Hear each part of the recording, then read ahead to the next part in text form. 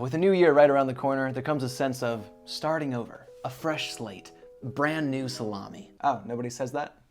Okay, gotcha. And I'm not the biggest fan of New Year's resolutions because I believe if there's a change that you need to make in your life, you shouldn't wait until a new year to make it. You should just make the change right then. But I do think psychologically, a new year can help you feel more inspired and more motivated to make change in your life. So with that said, today I want to talk to you about 7 habits that I think you should consider starting in 2022. And the great news is I will tell you these 7 habits totally for free. All I need you to do is hit the like button down there so you can boost my ego and make me feel like I succeeded in making this video. Also, anything that I put on this channel, I 100% believe in. So the 7 habits that I'm about to talk about are things that I've personally tried and am using in my life. I would never recommend something to you if I wasn't doing it myself. Okay, the first habit that I think you should give a shot in 2022 is having a bedtime and wake up schedule. All right, now listen up. I know over quarantine we got pretty comfy with going to bed whenever we want and waking up whenever we want, but quarantine is over, okay? We're about to go into 2022. I think for a lot of us, it's about time we start a habit like this. So let me tell you why I think you should start building this habit. Well, first of all, our bodies are literally machines and they need certain things to operate well and efficiently. And you might be thinking, I know what my body needs and I give my body what it needs. But do you? Do you really? Because if you're actually giving your body the amount of sleep it's supposed to get, then the symptoms of sleep deprivation that I'm about to read off will be totally foreign to you. So no worries. Memory issues, mood swings, struggles with concentration, poor balance, and weak immunity. You know, getting sick all the time. Couldn't be you, right? Okay, but the reality is you probably can relate to that because pretty much everyone can. So I think 2022 should be a wake-up call for us.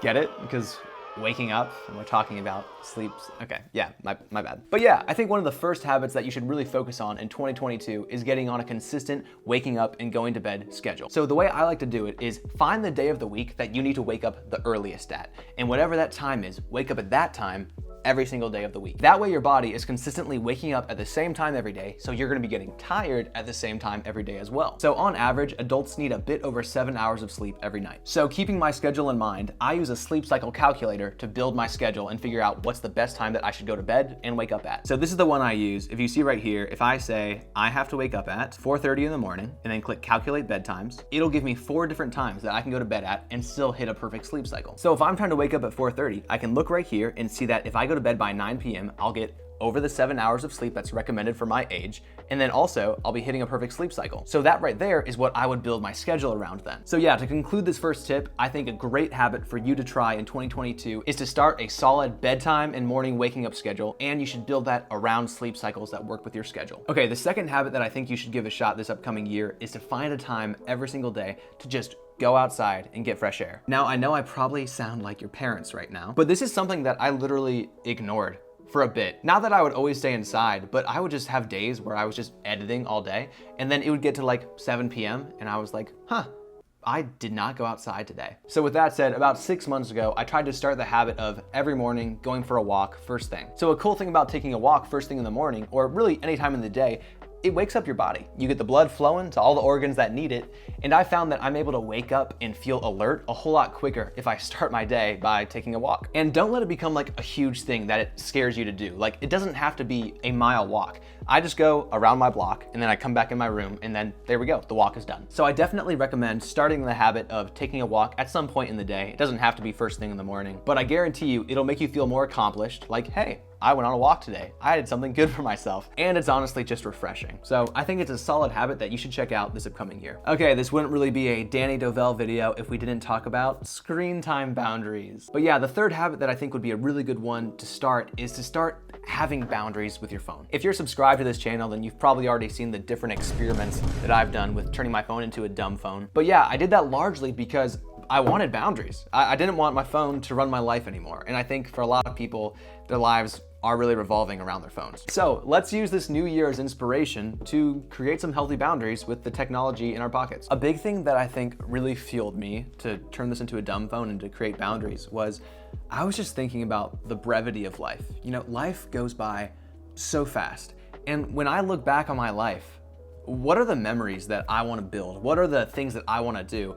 None of it has to do with being on my phone. And I bet none of the memories that you want to build have to do with your phone either. But the sad reality is that this generation is currently trending to spend about 25% of their whole life looking down at their phone. And that's just not what I want. And I don't think it's what you want either. So I don't think there's a better time than now to create boundaries with our phones. Okay, the fourth habit that I think everybody needs to try is planning your next day the night before. So this is something I've been doing for a while, and it's been so helpful just when it comes to mental clarity. Because have you ever woken up and you knew that you had so much to do throughout the day, but because there was so much just looming and you didn't have a game plan for it, you pretty much just sit there paralyzed until the first deadline comes and then you get up and do something? Yeah, me too. So this habit was the best way that I found to tackle that whole being paralyzed by responsibility thing. So pretty much what it looks like is before you go to bed, just take a little bit of time to make a game plan for what you want to get accomplished in your next day. That way, as soon as you wake up, it's right there, you know exactly what's going on, and you don't have to worry about what do I do first. Now, there are a couple of different ways that you can do this. One way is I use an app called Todoist.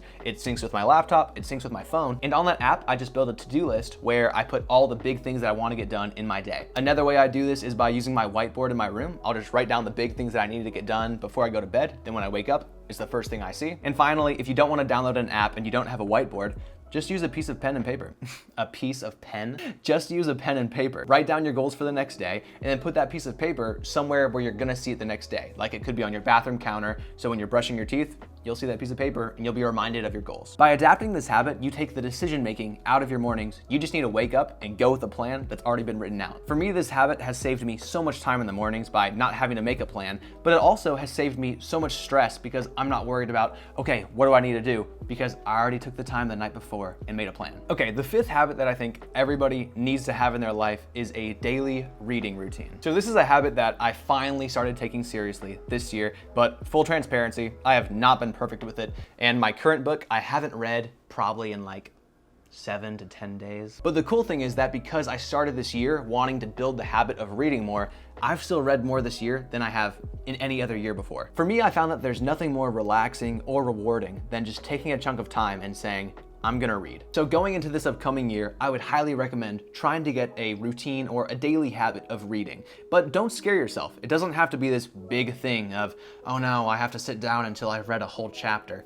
It doesn't have to be like that. Set a daily small goal, something that's super easy to accomplish, like just reading 5 minutes every day. And the cool thing about a goal like that is most likely the 5-minute timer will go off and you'll be in the middle of something and you're probably gonna wanna finish that. So by having a small goal like that, you'll actually read more than you had planned to. So if you're looking for a perfect time to read every day, I think right before bed is the best time ever because you don't want to be looking at your phone before bed anyway because of the blue light. So unwinding with a book is just the most relaxing thing ever, and it's a great way to get yourself to doze off. The sixth habit that I think everybody should give a shot is getting into a normal routine with stretching. Maybe you can't do every day, but I think a few times a week would be super helpful for a lot of us, especially me, because I am like a ball of rubber bands that's just been twisted, and I'm just, that might not even be a good metaphor. But I'm just tight. I'm very, very tight. But even though I think I'm someone who could really benefit from a stretching routine, I think everybody should still be doing it, and here's why. Stretching increases flexibility, and flexibility increases range of motion, and range of motion helps decrease how easily it is for you to get injured. I mean, I don't think anyone would argue with that.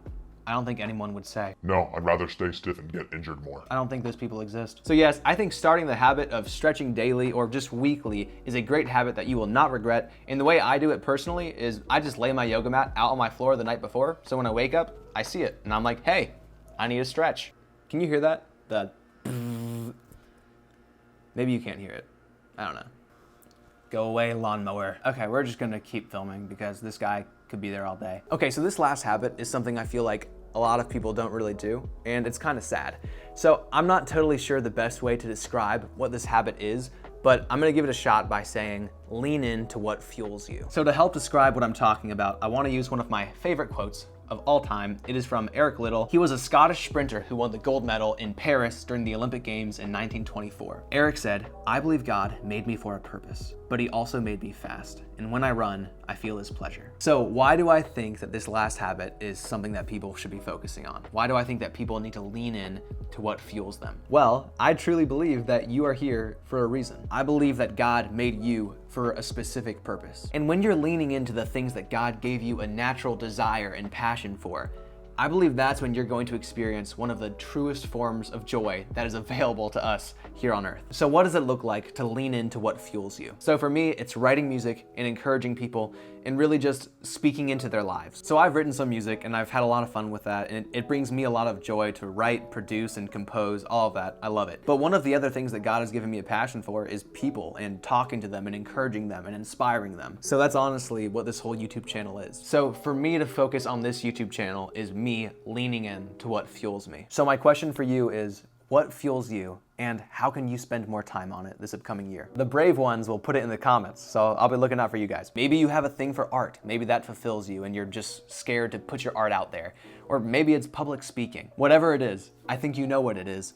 Lean into it. And don't let this upcoming year be another year where you just push it to the side. All right, guys, that is the end of the video. Thank you so much for watching. I hope this video impacted you. If it did, share it with somebody. Share it with your friends. Maybe it could impact them too. But above all, I hope it inspired you, because that's all I want to accomplish with this channel. Anyway, if you want to see more videos like this, don't forget to subscribe, leave a comment for the algorithm, and I'll see you guys next time.